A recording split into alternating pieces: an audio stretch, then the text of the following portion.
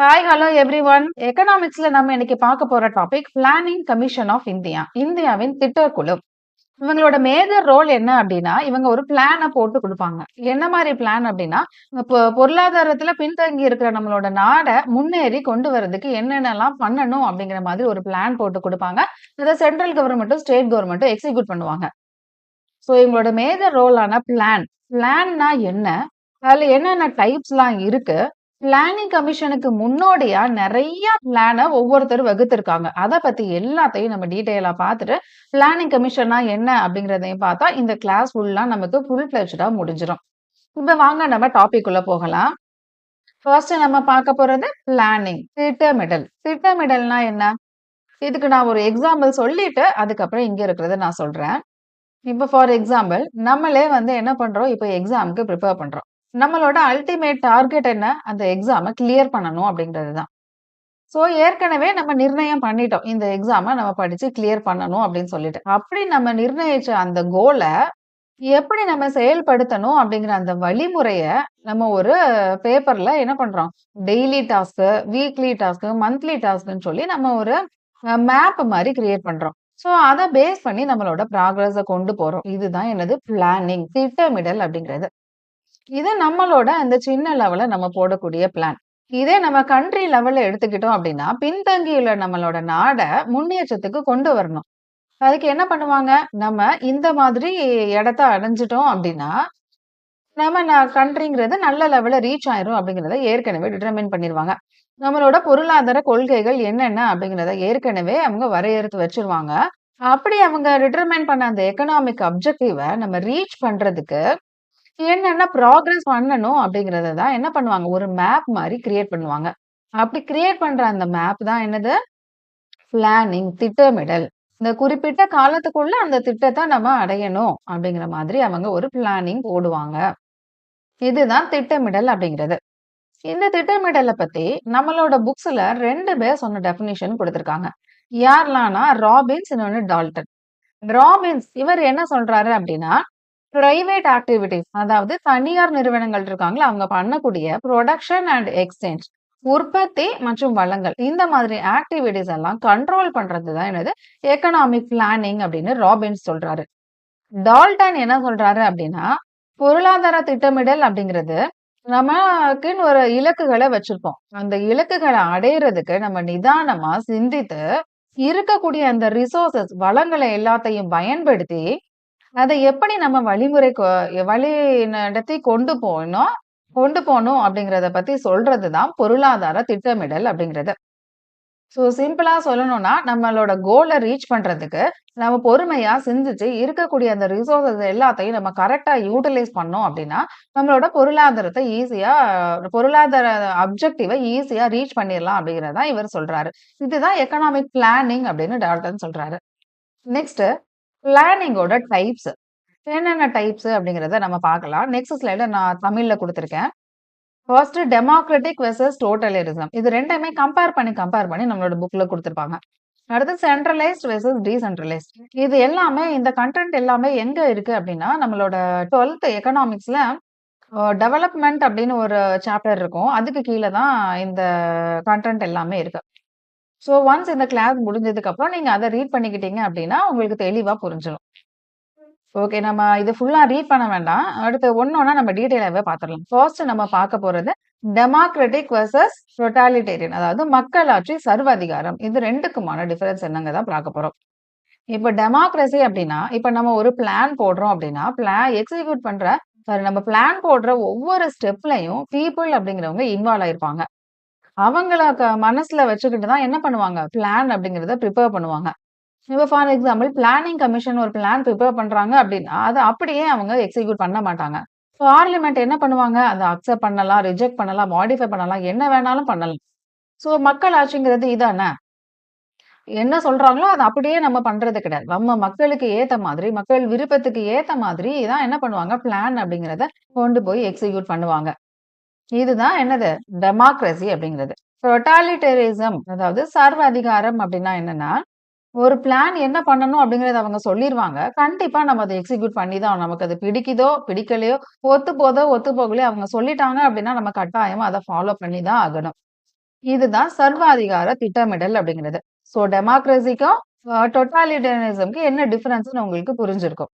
அதாவது மக்களாட்சிக்கும் சர்வாதிகார திட்டமிடல் என்ன அப்படிங்கிறது புரிஞ்சிருக்கும். அடுத்து நம்ம பார்க்க போறது சென்ட்ரலைஸ்ட் வெர்சஸ் டீசென்ட்ரலைஸ்ட் அப்படிங்கிறது தான். ஒரு நிமிஷம். ஓகே. நெக்ஸ்ட் நம்ம பார்க்க போறது சென்ட்ரலைஸ்ட் வெர்சஸ் டீசென்ட்ரலைஸ்ட். அதாவது மையப்படுத்தப்பட்ட அல்லது பரவலாக்கப்பட்ட திட்டமிடல் அப்படிங்கிறத தான் பார்க்க போறோம். சென்ட்ரலைஸ்டு பிளானிங்னா என்னன்னா, ஃபர்ஸ்ட் ஒரு சென்ட்ரல் அத்தாரிட்டி இருப்பாங்க. அவங்க தான் என்ன பண்ணுவாங்க, அந்த பிளான போட்டு குடுப்பாங்க. அதுபடி மத்த எல்லாரும் ப்ராசஸ் பண்ணுவாங்க. இது என்னன்னு சொல்லுவாங்க அப்டின்னா, பிளானிங் ஃப்ரம் அபோவ். அதாவது மேலிருந்து திட்டமிடல். மேல இருக்கிற ஒருத்தங்க திட்டமிடுறாங்க. அத மத்த எல்லாரும் எக்ஸிக்யூட் பண்றாங்க. இது சென்ட்ரலைஸ்டு பிளானிங். டீசென்ட்ரலைஸ்டு பிளானிங் அப்டின்னா, பிளானிங் ஃப்ரம் பிலோ. இப்போ நம்ம கண்ட்ரிய எடுத்துக்கிட்டோம் அப்டின்னா, ஃபர்ஸ்ட் நம்ம வில்லேஜ் லெவல்ல ஒரு பிளான் பண்ணி அவங்களுக்குள்ள எக்ஸிக்யூட் பண்றோம். அதுக்கு அடுத்த லெவல்ல டிஸ்ட்ரிக்ட். இப்படி ஒவ்வொரு லெவலா நம்ம பண்றோம்ல. கீழ இருந்து அந்த பிளான நம்ம எக்ஸிக்யூட் பண்றோம். ஸோ அப்படி ஒவ்வொருத்தரா எக்ஸிக்யூட் பண்ணும்போது, லாஸ்ட்ல பார்க்கும்போது மொத்த கண்ட்ரியுமே அந்த பிளான எக்ஸிக்யூட் பண்ணியிருப்பாங்க.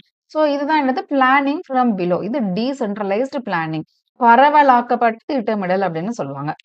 ஸோ நெக்ஸ்ட் நம்ம பார்க்க போறது பிளானிங் பை டைரக்ஷன் வெர்சஸ் இன்டியூஸ்மென்ட். அதாவது வழிகாட்டுதல் படி திட்டமிடல் அல்லது தூண்டும் திட்டமிடல். அப்படின்னா என்னன்னா, டைரக்ஷன்னா இப்ப நம்ம எந்த மாதிரி அந்த பிளான கொண்டு போணும் அப்படிங்கிறத நமக்கு ஒரு டைரக்ஷன் பண்ணுவாங்க.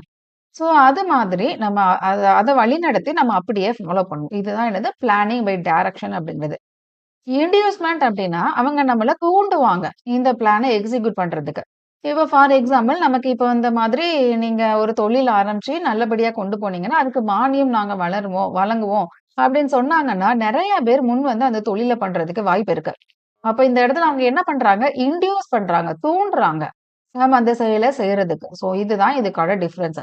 இந்த மாதிரி அவங்க பிளான் பண்ணுவாங்க. So direction versus inducement. டைரக்ஷன்னா ஜஸ்ட் வழி நடத்துவாங்க இந்த மாதிரி கொண்டு போணும்னு சொல்லிட்டு. இன்டியூஸ்மென்ட் அப்படிங்கிறத நம்மள தூண்டுவாங்க. நம்மளோட பிளான இந்த மாதிரி கொண்டு போறதுக்கு என்ன பண்ணுவாங்க? தூண்டுவாங்க. அதுக்கு ஏத்த மாதிரி அவங்க என்னென்ன பிளான் போடணுமோ அது எல்லாமே போடுவாங்க. Next indicative versus imperative. Indicative plan அப்படின்னா சுட்டிக்காட்டும் திட்டம். அதாவது அந்த பிளானோட அவுட்லைன யாரு பிரிப்பேர் பண்ணுவாங்க அப்படின்னா, கவர்ன்மென்ட் பிரிப்பேர் பண்ணிருவாங்க. அத என்ன பண்ணுவாங்க அப்படின்னா, பிரைவேட் அப்புறம் எல்லார்கிட்டயும் ஃபினான்ஸ், அதுக்கப்புறம் ட்ரேட் யூனியன், கன்சியூமர் இப்படி எல்லார்கிட்டயும் என்ன பண்ணுவாங்க, இத பத்தி டிஸ்கஸ் பண்ணுவாங்க. ஆனா என்ன டிஸ்கஸ் பண்ணிட்டு, அதுல ஏதாவது சேஞ்ச் பண்றதா இருந்தா அவங்க சேஞ்ச் பண்ணுவாங்க. இத பிரைவேட் செக்டார் கிட்ட என்ன பண்ண மாட்டாங்க, ஃபோர்ஸ் பண்ண மாட்டாங்க. நீங்க கண்டிப்பா இத பண்ணி தான் ஆகணும் அப்படின்னு ஃபோர்ஸ் பண்ண மாட்டாங்க. ஜஸ்ட் ஒரு பிளான மட்டும் இவங்க போட்டு குடுத்துருவாங்க. அத அவங்களுக்கு பிரைவேட் செக்டார் அவங்களுக்கு ஏத்த மாதிரி அத மாடிஃபை பண்ணிக்கலாம். மாடிஃபை பண்ணி அத எக்ஸிக்யூட் பண்ணிக்கலாம். கட்டாயமா இத தான் பண்ணணும் அப்படின்னு அவங்க சொல்ல மாட்டாங்க. சோ ஜஸ்ட் இத சுட்டிக்காட்டும் திட்டமிடல் அப்படிங்கிறது இவ்வளவுதான். சிம்பிளா புரிஞ்சுக்கிட்டா போதும். அடுத்து இம்பரேட்டிவ். இம்பரேட்டிவ் பிளானிங்னா என்னது? ஸ்டேட் தான் இங்க எல்லாமே. அவங்க ஒரு பிளான சொன்னாங்க அப்படின்னா, கட்டாயமா நம்ம அத பண்ணி தான் ஆகணும். வேற வழியே கிடையாது. இதுதான் இது 2க்குமான டிஃபரன்ஸ். இங்க டைரக்ஷன் வெர்சஸ் இன்டியூஸ்மென்ட் அப்படின்னா உங்களுக்கு என்னன்னு புரிஞ்சிருக்கும். ஜஸ்ட் டைரக்ட் பண்ணுவாங்க. இன்டியூஸ்மென்ட்ல தூண்டுவாங்க அத பண்றதுக்கு. இண்டிகேட்டிவ் அப்படின்னா ஒரு பிளான் அவங்க போட்டு குடுத்துருவாங்க. அத பிரைவேட் செக்டார் கூட டிஸ்கஸ் பண்ணுவாங்க. ஆனா அவங்கள ஃபோர்ஸ் பண்ண மாட்டாங்க. நீங்க இந்த மாதிரி பண்ணணும் அப்படின்னு சொல்லிட்டு. அங்க டார்கெட்ட ரீச் பண்றதுக்கு அவங்க என்ன பண்ணணுமோ அத பண்ணிக்கலாம். வேணா இத அவங்க ஃபாலோ பண்ணனாலும் பண்ணிக்கலாம். அடுத்து இம்பரேட்டிவ் அப்படிங்கிறது கட்டாயமா அவங்க என்ன சொல்றாங்களோ அதுபடி தான் அந்த பிளான எக்ஸிக்யூட் பண்ணணும். அடுத்து short, medium and long term. Short term அப்படிங்கிறது என்னது? 1 இயர்க்கு பிளான் பண்றது. மீடியம் அப்படிங்கிறது 3ல இருந்து 7 வருஷம். நம்ம பிளானிங் கமிஷன் 5 இயர் பிளான் எல்லாம் போடுவாங்கல்ல, அது எல்லாமே இந்த கேட்டகரிக்குள்ள தான் வரும். ஷார்ட் டேர்ம் 1 இயர்க்குள்ள வர்றது எல்லாமே ஆனுவல் பிளான் மாதிரி போட்டிருப்பாங்க. இது எல்லாமே இந்த கேட்டகரிக்குள்ள வரும். லாங் டேர்ம் அப்படிங்கிறது 10 வருஷத்துக்கு போடக்கூடியது. 10 வருஷம் அதுக்கு மேல போடக்கூடியது என்னது? லாங் டேர்ம் பிளான் அப்படிங்கிறது. ஸோ இந்த மாதிரி எப்படினாலும் நம்மளோட பிளானிங்க நம்ம வகுத்துக்கிடலாம். அடுத்து financial versus physical planning. Financial planning அப்படிங்கிறதுல எது இன்வால்வ் ஆயிருக்கும்? மணி அப்படிங்கிற ஒண்ணு இன்வால்வ் ஆயிருக்கும்.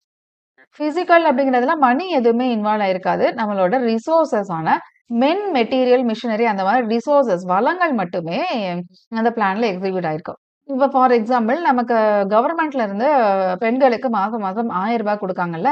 இது வந்து பினான்ஷியலா குடுக்குறது. பிசிக்கல் அப்படின்னா, இப்ப ஸ்கூல் ஸ்டூடண்ட்ஸ்க்கு எல்லாருமே லேப்டாப், சைக்கிள் அதெல்லாம் குடுக்குறாங்கல்ல. அதெல்லாம் எடுத்து பிசிக்கலா அவங்களுக்கு தரக்கூடியது. சோ இந்த மாதிரி பிளானிங் எல்லாம் அவங்க வகுப்பாங்க. ஸோ பிளானிங்ல இந்த மாரி நெறைய டைப் இருக்கு.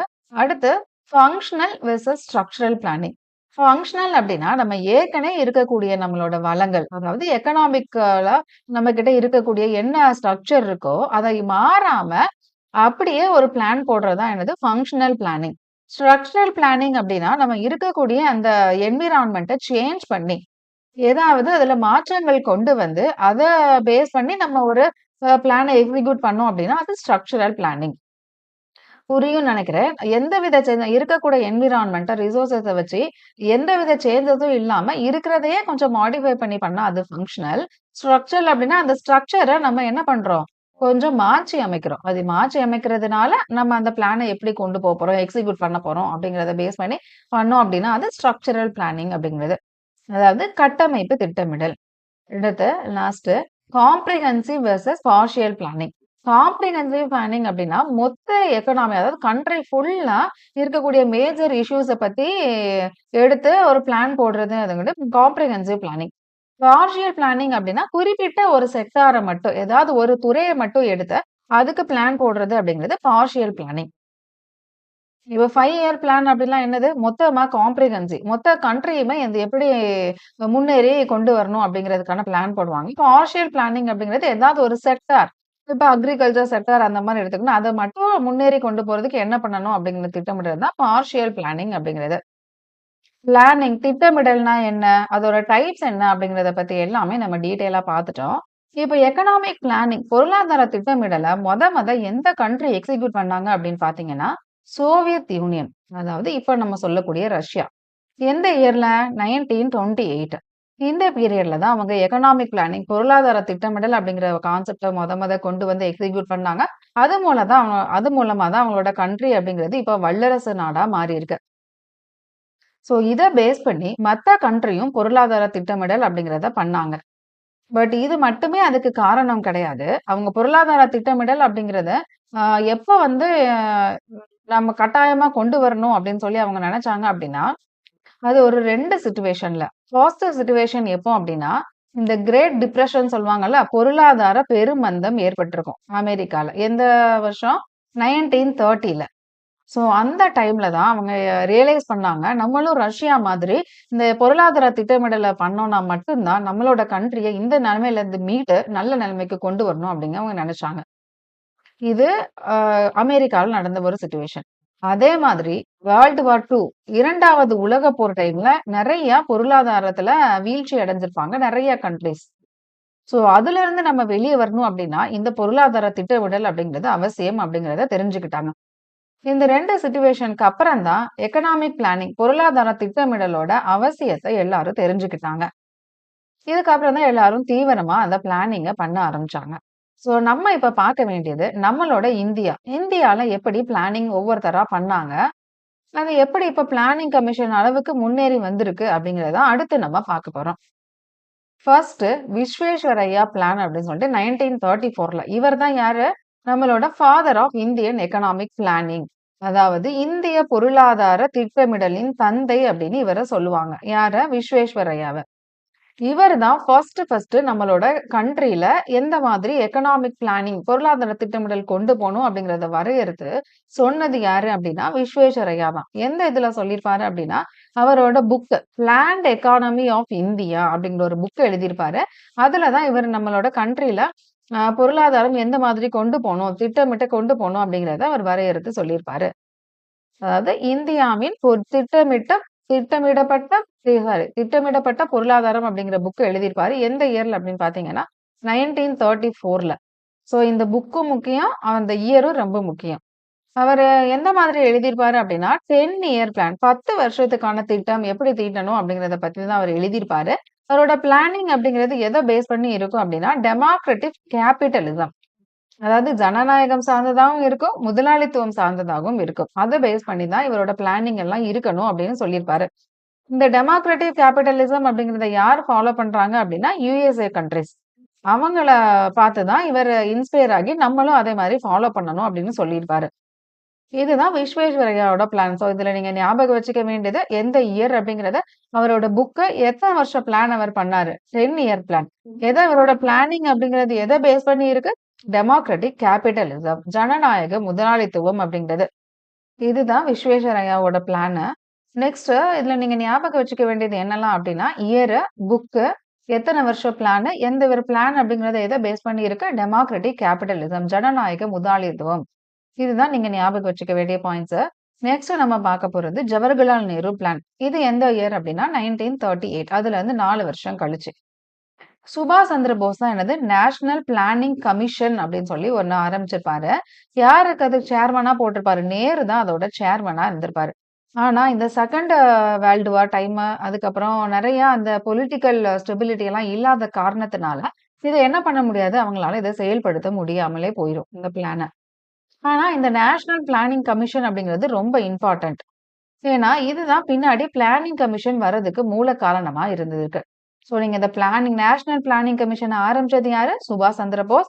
அதோட சேர்மன் யாரு? நேரு. இந்த பிளான் அப்படிங்கிறது 1938ல எக்ஸிக்யூட் ஆகாமலே போயிருச்சு. அதுக்கு காரணம் என்ன? என்ன காரணம்? அரசியல் காலத்தில் ஏற்பட்ட மாற்றங்கள் மற்றும் 2ஆம் உலகப் போர். இந்த 2 ரீசன்க்காகவும் இவங்களோட பிளான் அப்படிங்கிறது எக்ஸிக்யூட் ஆகாமலே போயிருச்சு. இவரோட பிளானிங் அப்படிங்கிறது எப்படி இருக்கும்? Democratic socialism. இன்னைக்கு வரைக்குமே நம்ம இப்படிதான் ஃபாலோ பண்ணிக்கிட்டு இருக்கோம். அதாவது ஜனநாயக சோசியலிசத்தை இவர் அடிப்படையாக கொண்டு திட்டமிடுறாரு. யாரு? ஜவஹர்லால் நேரு. Next Bombay plan. இந்த இயர் அப்படின்னு பாத்தீங்கன்னா 1940. அதுல இருந்து 2 வருஷம் கழிச்சு. அப்ப இருக்கக்கூடிய அந்த 8 இண்டஸ்ட்ரியலிஸ்ட் முன்னணி தொழிலதிபர்கள் எல்லாரும் சேர்ந்து தான் இந்த பிளான் அப்படிங்கிறத போடுவாங்க. இது எத்தன வருஷத்துக்கான plan? 15 year investment plan. Visvesvaraya வந்து 10 வருஷத்துக்கு திட்டமிடுவாரு. இந்த தொழிலதிபர்கள் எல்லாரும் சேர்ந்து 15 வருஷத்துக்கான அந்த இன்வெஸ்ட்மென்ட் பிளான திட்டமிடுவாங்க. இதோட பிளான் பேர் என்ன? பாம்பே பிளான் அப்படிங்கிறது. நெக்ஸ்ட் காந்தியன் பிளான் அப்படின்னு சொல்லிட்டு யாரு சொல்லுவா அப்படின்னா எஸ்.என். அகர்வால். காந்தியோட கொள்கை எப்படி இருக்கும் அப்படின்னா, அவரு முக்காவாசி வில்லேஜ் ரூரல் ஏரியாஸ்க்கு தான் என்ன பண்ணுவாரு, எந்த மாதிரி முன்னேறி கொண்டு போணும். ஒவ்வொரு வில்லேஜும் வந்து நல்லபடியா முன்னேறி வந்துருச்சு அப்படின்னா, ஆட்டோமேட்டிக்கா கண்ட்ரிங்கிறது டெவலப் ஆயிரும் அப்படிங்கிறது தான் காந்தியனோட கொள்கை.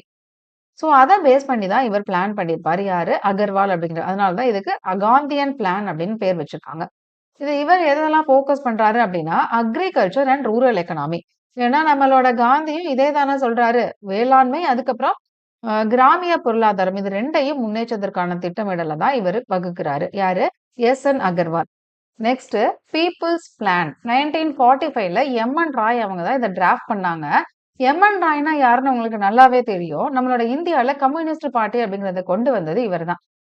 இவர் என்ன சொல்றாரு அப்படின்னா, நம்ம அக்ரிகல்ச்சருக்கு தேவையான அந்த புரொடக்ஷன், டிஸ்ட்ரிபியூஷன் எல்லாத்தையுமே யாரே வழங்கிரணும்? கவர்மெண்ட்டே வழங்கிரணும் அப்படின்னு சொல்றாரு. ஏன்னா இவரோட கொள்கை அப்படிங்கிறது பொது உடைமை தானே. அதனால தான் அவர் இந்த மாதிரி ஒரு பிளான சொல்லியிருக்காரு. சோ அதனால தான் இதுக்கு பீப்பிள்ஸ் பிளான் அப்படின்னும் பேர் வச்சிருக்காங்க. Next Sarvodaya plan. இது 1950ல ஜே.பி. நாராயணன் அதாவது ஜெயப்பிரகாஷ் நாராயணன் அப்படிங்கிறவர் தான் இந்த பிளான சொன்னது.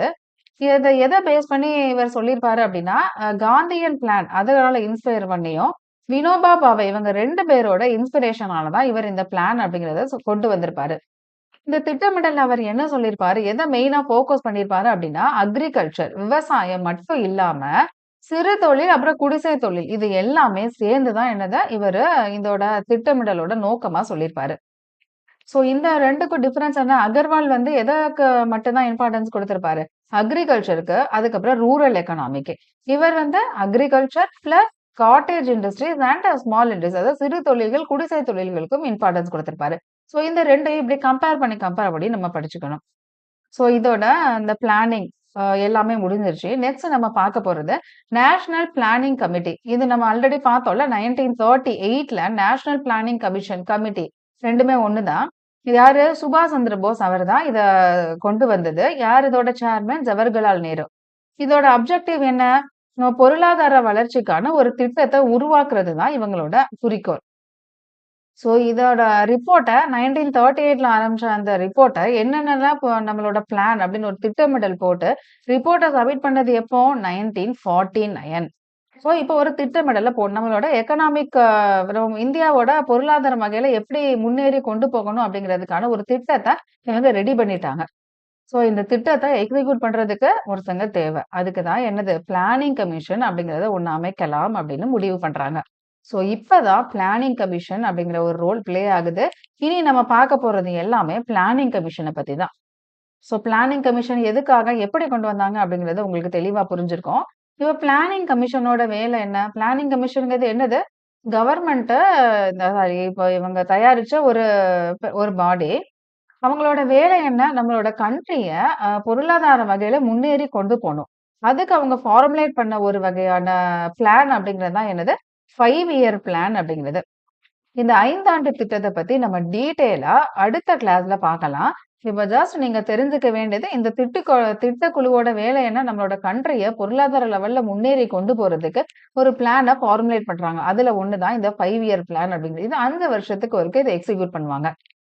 ஸோ நெக்ஸ்ட் இந்த பிளானிங் கமிஷன எப்ப கொண்டு வந்திருப்பாங்க அப்படின்னு பார்த்தீங்கன்னா, மார்ச் 15, 1950ல தான் இந்த பிளானிங் கமிஷன் அப்படிங்கிறத மொத கொண்டு வந்திருப்பாங்க. இத எப்படி கொண்டு வந்திருப்பாங்க அப்படின்னா, resolution of government of India அப்படின்னா என்னன்னா, அ இது ஒரு கான்ஸ்டிடியூஷன்ல இந்த மாதிரி ஒரு இப்படி ஒண்ணு இருக்கணும் அப்படிங்கிறதெல்லாம் அவங்க எதுவுமே வரையறுக்கல. A resolution of government of India அப்படின்னா, நம்ம பார்லிமென்ட் இருக்குல்ல, பார்லிமென்ட்ல இந்த மாதிரி ஒரு கமிஷன் கொண்டு வரப்போறோம். அதுக்கு எல்லாரோட சம்மதமா அப்படிங்கிற மாரி ரிசொல்யூஷன் அப்படி கேட்டு தான் என்ன அது இந்த மாதிரி பிளானிங் கமிஷன கொண்டு வரலாம் அப்படின்னு சொல்லி முடிவு பண்றாங்க. ஸோ இந்த பிளானிங் கமிஷன் அப்படிங்கிறது எப்படி வந்தது? கான்ஸ்டிடியூஷன் மூலமா கொண்டு வரல, சட்டத்த மூலமா கொண்டு வரல. பார்லிமென்ட்ல ஜஸ்ட் எல்லார்கிட்டயும் ஆலோசனை பண்ணி, இந்த மாதிரி கொண்டு வரலாமா அப்படிங்கிற மாரி டிஸ்கஸ் பண்ணி, அப்படிதான் பிளானிங் கமிஷன் அப்படிங்கிறத கொண்டு வந்திருக்காங்க. அதுதான் என்னது? ரிசொல்யூஷன் ஆஃப் கவர்ன்மென்ட் ஆஃப் இந்தியான்னு சொல்றோம். ஸோ இதோட ஃபர்ஸ்ட் சேர்மன் யாரு? ஜவஹர்லால் நேரு தான் இதோட ஃபர்ஸ்ட் சேர்மன். ஸோ நெக்ஸ்ட் நம்ம பார்க்க போறது பிளானிங் கமிஷன். இப்பதான் நம்ம பார்த்தோம். இது வந்து என்னது? அரசியலமைப்பு சாராத இயக்கம், அமைப்பு. அதுக்கப்புறம் நான் ஸ்டாட்யூட்டரி பாடி சட்டம் சாராத அமைப்பு. ஏன்னா இது வந்து எக்ஸாம்ல அடிக்கடி கேட்பாங்க. பிளானிங் கமிஷன் அப்படிங்கிறது கான்ஸ்டிடியூஷனல் பாடியா, நான் கான்ஸ்டிடியூஷனல் பாடியா, ஸ்டாட்யூட்டரி பாடியா, நான் ஸ்டாட்யூட்டரி பாடியா அப்படின்னு கேட்பாங்க. அதே மாரி இது ஒரு அட்டானமஸ் பாடி. ஏன்னா இது வந்து யாருமே இதுல தலையிட மாட்டாங்க. அட்டானமஸ்னா என்ன? தன்னாட்சி. இதுல வந்து எந்தவித இன்டர்ஃபியரும் இவங்களுக்கு இருக்காது. அ எந்தவித இன்டர்ஃபியர்னா யாரு? நம்மளோட கவர்மெண்ட்டும் சரி, லெஜிஸ்லேட்டிவும் சரி, எக்ஸிக்யூட்டிவும் சரி, ஜுடிஷியரி யாருமே இதுல வந்து தலையிட மாட்டாங்க. அதனால தான் இத என்னன்னு சொல்றாங்க? அட்டானமஸ் பாடி தன்னாட்சி அமைப்பு அப்படின்னு சொல்றாங்க. நெக்ஸ்ட் பிளானிங் கமிஷனோட அப்ஜெக்டிவ் குறிக்கோள் என்னன்னு தான் பார்க்க போறோம். ஒரு 3 குறிக்கோள் குடுத்திருக்காங்க. ஃபர்ஸ்ட் ஒன் என்ன அப்படின்னா, மக்களோட வாழ்க்கை தரத்த உயர்த்துறது இவங்களோட முதல் நோக்கமா இருக்கு. 2வது இன்கிரீஸ் புரொடக்ஷன் உற்பத்திய அதிகரிக்கணும். 3வது எல்லாத்துக்கும் வேலை வாய்ப்பு வழங்குறது. இது 3 தான் அவங்களோட அப்ஜெக்டிவா இருக்கு. அடுத்து இவங்களோட ரோல் என்ன? என்ன ரோல் இவங்க ப்ளே பண்றாங்க அப்படின்னா, ஜஸ்ட் அட்வைசரி ரோல். ஆலோசகரா மட்டும் தான் இவங்க இருக்காங்க. மத்தபடி இம்ப்ளிமெண்ட் பண்றது எல்லாமே யாரு? சென்ட்ரல் அண்ட் ஸ்டேட் கவர்ன்மெண்ட் தான். நடைமுறைப்படுத்துறது யாரு? மத்திய மற்றும் மாநில அரசு. இவங்க ஜஸ்ட் ஒரு பிளான் மட்டும் போட்டு குடுத்துருவாங்க. அத எக்ஸிக்யூட் பண்றது எல்லாமே central government, state government. So அந்த பிளானிங் கமிஷன்ல யாரெல்லாம் இருப்பாங்க அப்படின்னு பார்த்தீங்கன்னா, சேர்மனா யார் இருப்பா? Prime minister. நெக்ஸ்ட் ஸ்லைட்ல தமிழ்ல குடுத்துருக்கேன். யாரு தலைவரா இருப்பா? பிரதமர் தான் தலைவரா இருப்பாரு. துணைத் தலைவர் டெபுட்டி சேர்மன் ஒருத்தர் இருப்பாரு. இவரோட வேலை என்ன அப்படின்னா, இவர் தான் அந்த 5 இயர் பிளான் எல்லாம் இருக்குல்ல, அதெல்லாம் கிரியேட் பண்ணி சப்மிட் யாருக்கு சென்ட்ரல் கேபினெட்க்கு சப்மிட் பண்ற எல்லா வேலையும் யாரோடது?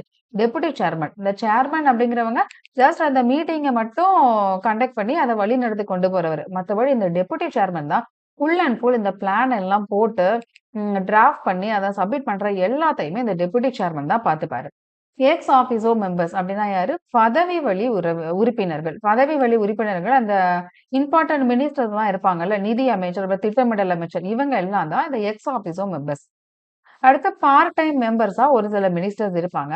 ஃபுல் டைம் மெம்பர்ஸா யாரு? ஒரு 4ல இருந்து 7 பேர் இருப்பாங்க. இவங்க என்னென்ன ஃபீல்டுலலாம் எக்ஸ்பர்ட்டா இருப்பாங்க அப்படின்னு பார்த்தீங்கன்னா, எக்கனாமிக்ஸ், சயன்ஸ், இண்டஸ்ட்ரி இந்த மாதிரி இதுல யாரு பயங்கர எக்ஸ்பர்ட்டா இருப்பாங்களோ, அவங்கள வந்து ஃபுல் டைம் மெம்பர்ஸா இதுல வச்சிருப்பாங்க.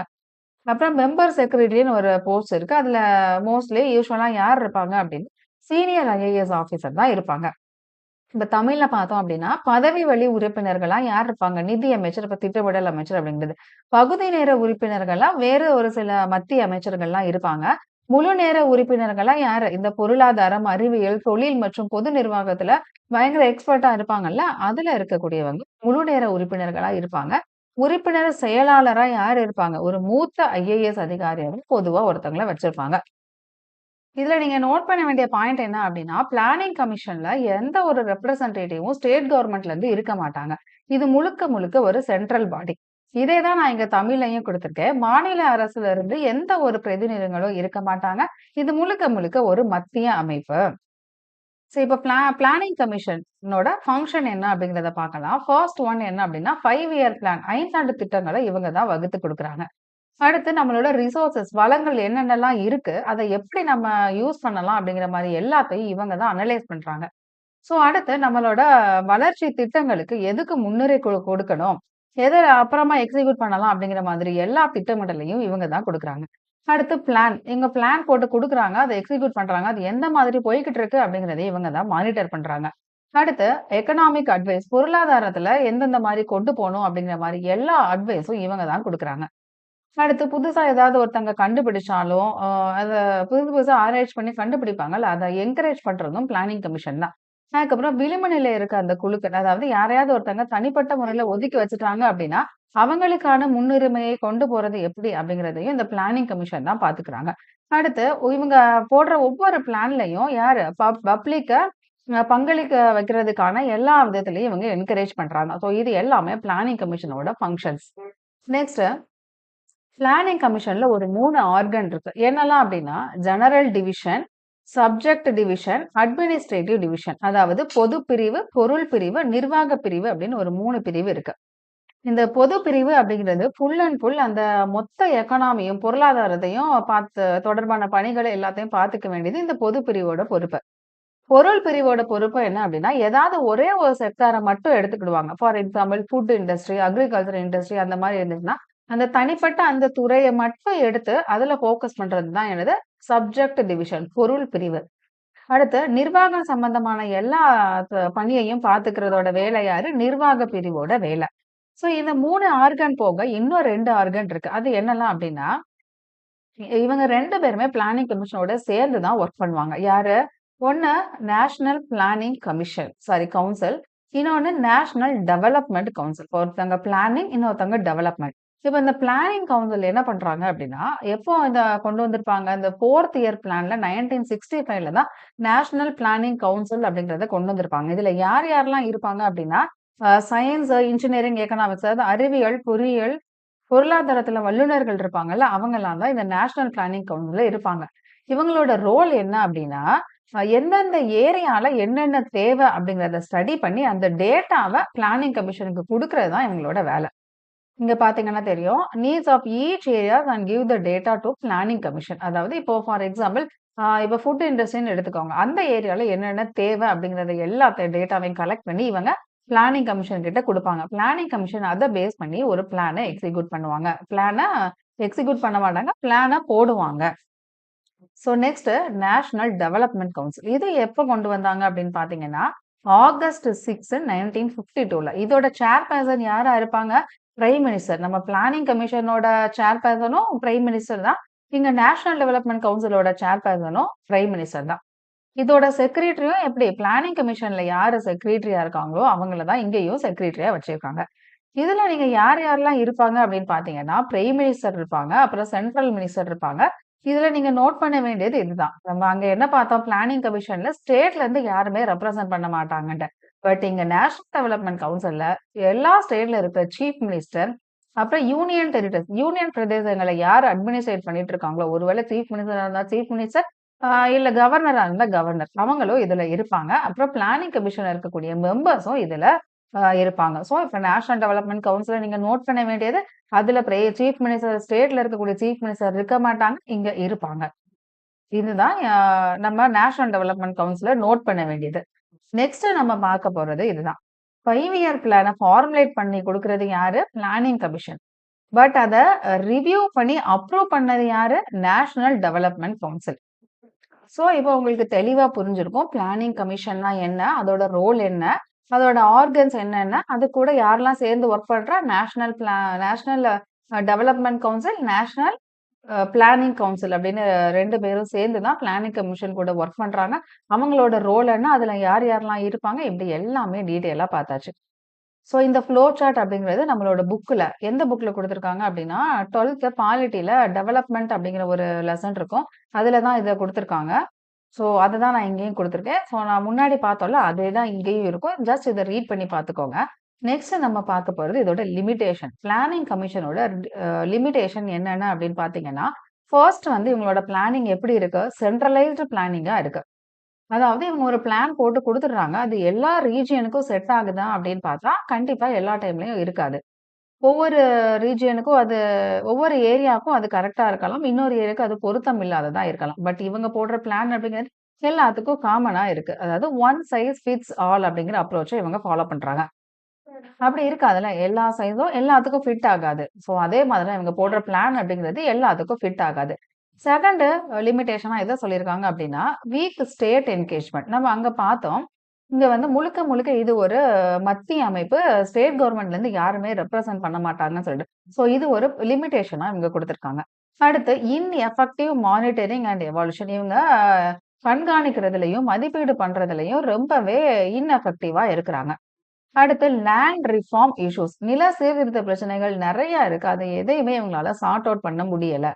நெக்ஸ்ட் இன்டர் மினிஸ்டரியல் கோஆர்டினேஷன் அப்படின்னா, அமைச்சர்களுக்கிடையே அந்த ஒருங்கிணைப்பு அப்படிங்கிறது வந்து ஒழுங்கா இல்லாததுனால, கரெக்ட்டா போய் அவங்க கிட்ட அப்ரூவ் வாங்கி எல்லாத்தையும் எக்ஸிக்யூட் பண்றது அப்படிங்கிறதுல கொஞ்சம் காலதாமதம் ஏற்படுது. ஸோ இது எல்லாமே பிளானிங் கமிஷனோட ஒரு லிமிட்டேஷன்.